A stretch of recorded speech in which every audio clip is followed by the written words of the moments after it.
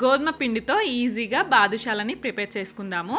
ముందుగా అయితే 1 కప్పు వరకు గోధుమ పిండిని తీసుకొని అందులో 1/2 కప్పు సోడా, అలాగే చిటికెడు ఉప్పు, అలాగే కాచి చల్లార్చిన నెయ్యిని వేసి మంచిగా మిక్స్ చేస్తూ వాటర్ వేసుకొని చపాతీ పిండిలాగా తడుపుకొని పక్కన పెట్టండి.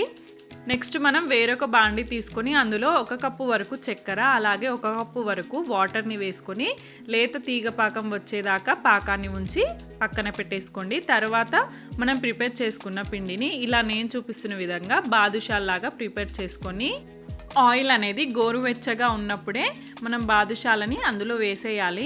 ఆయిల్ హీట్ అవుతున్న కొద్దీ బాదుషాలు అనేవి పైనకి వస్తూ ఉంటాయి. ఇదే ప్రాసెస్లో మనము గోల్డెన్ బ్రౌన్ కలర్లోకి వచ్చే వరకు వాటిని ఫ్రై చేసుకొని పాకంలో డిప్ చేసేయాలి.